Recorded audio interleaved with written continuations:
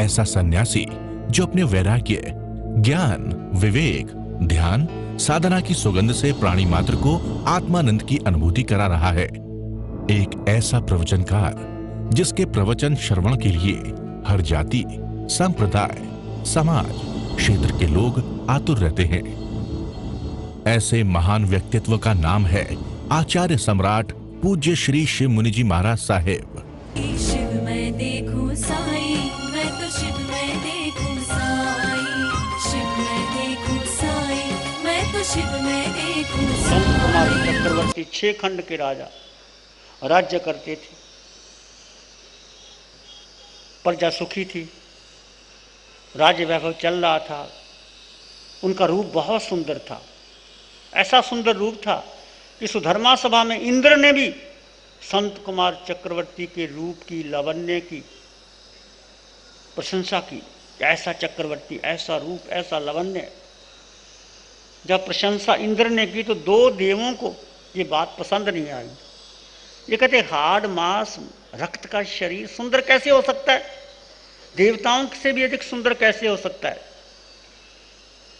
तो उन्होंने कहा नहीं, परीक्षा लेनी चाहिए, देखना चाहिए। तो 2 देव ब्राह्मण का रूप बना करके संत कुमार चक्रवर्ती के अंतःपुर में आ गए, जहां वो संत कुमार चक्रवर्ती ने अपने कपड़े बदल दिए, स्नान करने के लिए तैयारी कर रहा है। मात्र एक अंगोछा पहना हुआ है, बटन लग रहे हैं, चंदन घिस रहा है, सुगंधियाँ छिड़की जा रही हैं। वो बैठा है, अभी स्नान किया नहीं, स्नान करने के लिए जा रहा है। उधर से संदेश आया कि 2 ब्राह्मण आपको रूप को देखना चाहते हैं।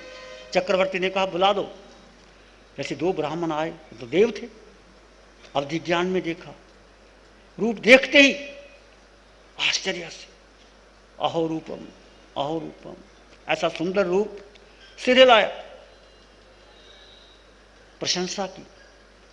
तो चक्रवर्ती ने कहा क्या बात है ब्राह्मणों, क्या बात है?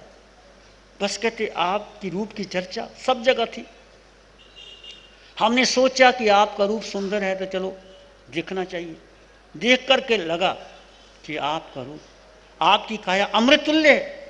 ऐसा लावण्य, ऐसा सुंदरता, ऐसा शरीर की जो बनावट है हमने देखी नहीं। आप देवताओं को भी ऊपर चले गए। चक्रवर्ती को अहंकार आ गया। अब देखो, जहां अहंकार वहां पतन व्यक्ति का। 8 मद बताए हैं, ज्ञान मद, तप मद, रूप मद, लाभ मद, ऐश्वर्य मद। 8 मद। यदि रूप का मद करता है, अहंकार करता है, तो अगले रूप नहीं मिलता। ऐश्वर्य का, तप का, दान का, तो मद का मतलब नशा। जैसे कोई अफीम खा लेते तो नशा आ जाता है, वैसे नशा आ जाता है। उसने कहा ब्राह्मणों, ये रूप तो कुछ भी नहीं, ये तो मैं अभी स्नान ही नहीं किया, ऐसे बैठा हूं।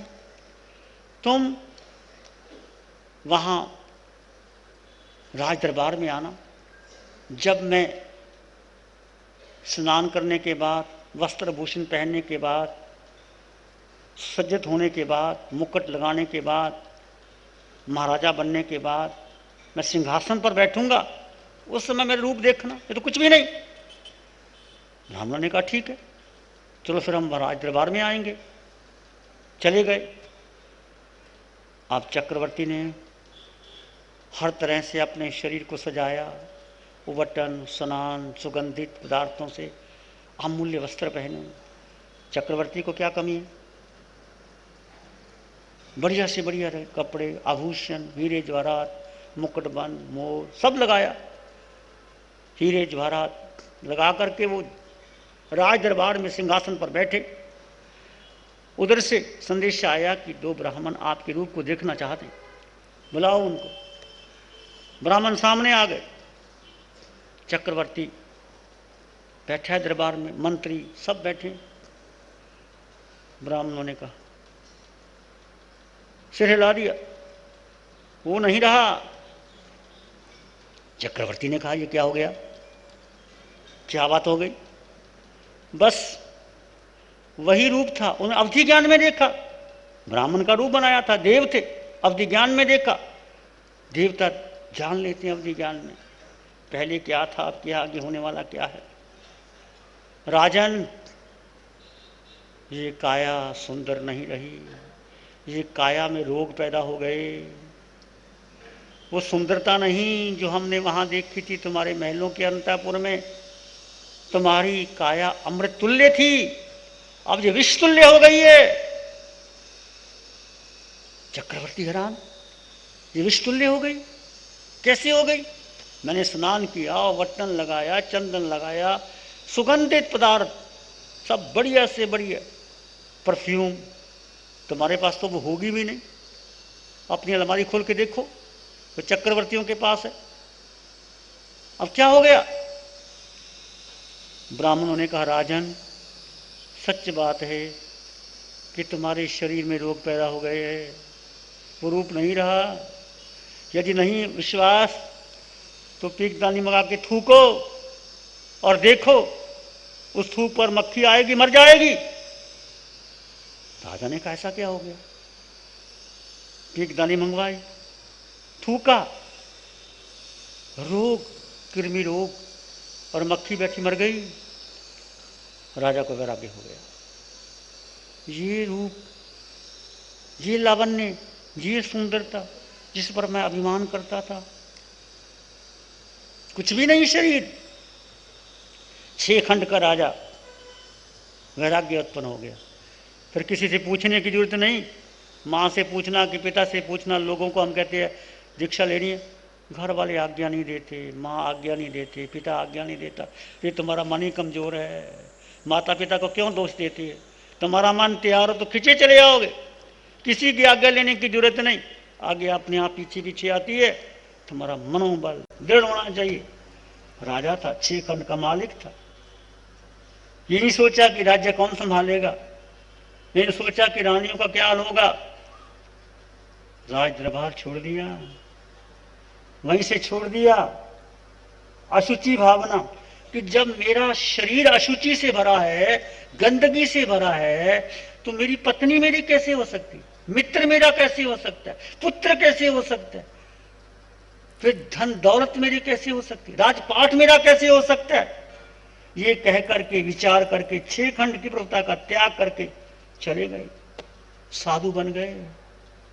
राजा थे, साधु बन गए। साधु बनने के बाद महारोग उत्पन्न हो गया। देखो कितने कितने कष्ट आते हैं। ये मत समझना कि साधु बन गए तो बस रोज मेवा मिष्ठान मिलेगा, गरम गरम जलेबी मिलेगी, हलवा पूरी मिलेगा, कभी मिलेगा कभी नहीं मिलेगा। चिंता नहीं करना। चक्रवर्ती, 6 खंड के राजा, वैराग्य से दीक्षा ली। दीक्षा लेते ही रोग उत्पन्न। कर्म, जब पाप कर्म का उदय आता है, जब देव का पुण्य होता है तो देव नाटक करते हैं, मनोरंजन करते हैं, ऊंचे देवलोक में जाते हैं। जब वो पाप कर्म का उदय आता है, वही देव केंद्रीय में चले जाते हैं। ये पुण्य और पाप का खेल है। आज तुम्हारे पास धन है, पद है, प्रतिष्ठा है, घबराना मत, ये सदा रहने वाली नहीं है। कब आए धूप की छाया है, कुछ भी अपना नहीं है। क्यों अभिमान करे प्राणी, थोड़े दिन की है जिंदगानी। क्यों अभिमान करे प्राणी, थोड़े दिन की है जिंदगानी। झूठी काया माया है, झूठी काया माया है। 2 दिन की ये छाया है, 2 दिन की ये छाया है। छाया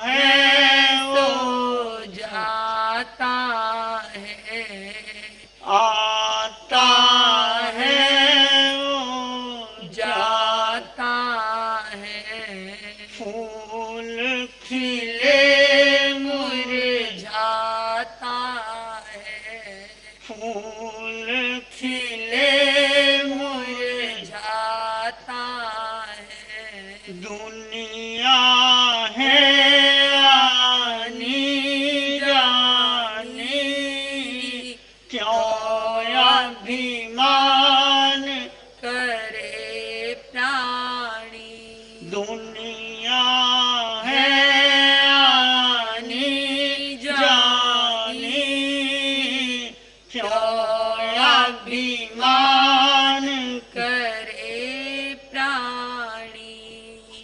तो ये इस दुनिया में मैं और आप अनंत बार आए, अनंत बार जन्म लिया, सातों नरकों में पशु पक्षी बने, मनुष्य बने, देव बने, कभी ऊपर कभी नीचे, कभी नीचे कभी ऊपर, पर एक लक्ष्य आत्मज्ञान और आत्म दृष्टि लेकर के आत्म रमन करते हुए सिद्धिशिला का लक्ष्य बनाओ, जन्म मरण के चक्र से समाप्त हो जाओ। जैसे उस चक्रवर्ती रिद्धि संपन्न चक्रवर्ती छेखंड के राजा ने एक अशुचि भावना का ध्यान करता, ये शरीर सुंदर है जिसका मैं अभिमान करता था, छेखंड को छोड़ करके जंगल में चले गए, साधु बन गए, किसी की आज्ञा लेने की जरूरत नहीं समझी, पीछे क्या होगा, पत्नियों का क्या होगा, बेटे का क्या होगा, कौन संभालेगा, तुम चिंता रात दिन चिंता करते हो, मेरा बेटा क्या करेगा, वो क्या कमाएगा, क्या खाएगा, क्या पढ़ेगा। तुमने क्या ठेका लेना बेटे का, तुम्हारा बेटा है, सब झूठा, सब मिथ्यात्व है। अनंत अनंत मां बन के बेटों को जन्म दिया है, कौन सा तुम्हारा बेटा अपना है, क्यों मुंह में फंसे पड़े हो, कोई बेटा नहीं, कोई पत्नी नहीं, कोई मां नहीं, कोई बाप नहीं, केवल तुम आत्मा, इस पर अटल श्रद्धा अटल विश्वास रखो, जीवन सफल हो जाएगा। तो उस चक्रवर्ती को रोग पैदा हो गया, और वो रोग पता कितना, 700 वर्ष तक रोग रहा, कोई औषधि नहीं ली। वो संयम कैसा था, औषधि ली नहीं, और देवों को पता लगा कि साधु बन गए, वो देव वैद्य का रूप बना के आते हैं, हे मुनिराज आपको रोग हो गया, भयंकर रोग हो गया, कुष्ठ रोग हो गया, हमारे पास दवाई है, ये दवाई लाओ तुम ठीक हो जाओगे। देव वैद्य का रूप बना करके दवाई लेकर के आते हैं उस चक्रवर्ती, अब चक्रवर्ती तो नहीं, अब तो साधु है। उसने कहा वैद्य मुझे इस रोग को ठीक नहीं करना, तुमने ठीक करना, मेरे कर्म रोग समाप्त कर दो, जो आत्मा पर लगे हैं वो समाप्त करो, तुम्हारी शक्ति है तो ये रोग तो मैं अपने आप ठीक कर लूंगा, तुम्हारे में शक्ति है मेरे कर्म रोग को समाप्त करने की। वैद्य ने कहा नहीं, वो तो नहीं कर सकते, ये तो मैं ठीक कर लूंगा। उन्होंने क्या किया, हाथ लिया, अपना ही थूक लिया और यहां लगाया, कंचन जैसी काया हो गई। उपचार उनके पास था पर प्रयोग नहीं किया था कि मेरे ही कर्म मैंने काटने हैं, मैंने कर्म बोए हैं, मैंने बीज डाला है, मैंने ही उसको काटना है। दवा उनके पास थी। जब व्यक्ति इतना तपस्वी साधना हो जाता है, उसके मल मूत्र से, उसके लब से शक्तियां पैदा हो जाती हैं। कई बार आपने देखा होगा जो महान तपस्वी है वो थूक दे तो लब्धि पैदा हो जाती है, रोग ठीक हो जाते हैं, मूत्र कर दें ऐसी लब्धियां पैदा हो जाती हैं। वो ऐसी उनमें शक्ति थी, तो उस वैद्य को दिखाया कि ये रोग तो मैं ठीक कर सकता हूं, कर्म रोग ठीक कर मेरे करने हैं, तो जो कर्म आत्मा पर लगे हैं तो कर सकता है, कोई नहीं कर सकता। तो वैद्य ने कहा ये तो मैं नहीं कर सकता, बस फिर इस करने की जरूरत नहीं, तो मेरे पास दवा है मेरे पास। उन्होंने अपना हाथ लिया और मुंह पे लगाया, थूक लगाई और यहां ऐसे ऐसे किया, कंचन जैसी काया हो गई, रोग लगा। 700 वर्ष तक रोग रहा। कितनी समता थी, कितनी सहनशीलता थी। ये क्या था, ये भेद विज्ञान की साधना थी। जो आज आपको मिली है भेद विज्ञान की साधना, तो मामूली मत समझ लेना, ये बहुत गहरी साधना, इसका प्रयोग करो। दुख आए, सुख आए, हानि आए, लाभ आए, शत्रु आए, मित्र आए, रहे ना रहे, ये सब शरीर का संयोग है। तुम्हारा कोई लेन देन नहीं इससे।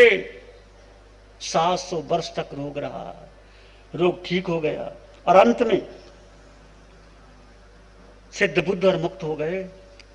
संत कुमार चक्रवर्ती, ये है भेद ज्ञान की साधना। शरीर को दुख आएंगे नहीं, क्या महावीर को दुख नहीं आए? सबको आते हैं। अपना अपना कर्म, जो कर्म तुमने डाला है, बीज वृक्ष बनेगा, निश्चित बनेगा। और समता से सहन कर लोगे और आत्मदृष्टि और आत्मज्ञान लेकर के ये दुख आया है, शरीर को आया, मुझको नहीं आया। कोई मुझे दुख नहीं दे सकता, कोई मुझे सुख नहीं दे सकता। वो संत कुमार चक्रवर्ती का इतना पुण्य था, श्रीखंड का राज्य मिल गया। और पाप का उदय आया, रोग पैदा हो गए। उस पाप की वजह से वैराग्य आया, वैराग्य आके दीक्षा ले ली। दीक्षा लेने के बाद भी वो महारोग, कुष्ठ रोग 700 वर्ष तक रहा, इलाज नहीं करवाया। उस समय कोई साधु इलाज नहीं करवाते थे। आजकल तो भाई हमारे में सहनशीलता भी नहीं, इतना हमारी शक्ति भी नहीं, तो हम तो सब कुछ कर लेते। वो संयम, उच्च कोटि का संयम, हम तो इतना भी नहीं कर सकते। सच्ची बात कहता हूं, बोलना आसान है, मैं सबसे बात कहता हूं, उपदेश देना बड़ा कष्ट आसान है।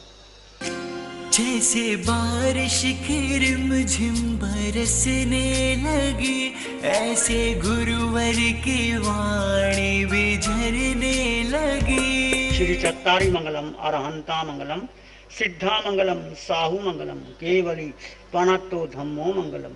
चत्तारी लोग उत्तम, अरहंता लोग उत्तम, सिद्धा लोग उत्तम, साहू लोग उत्तम, केवली पाणत्तो धम्मो लोग उत्तम।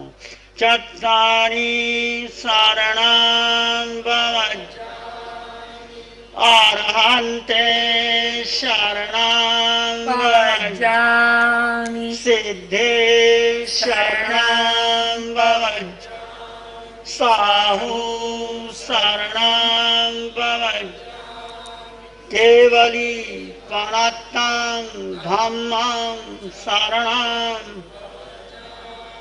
चारे शरण दुख हरण जगत में और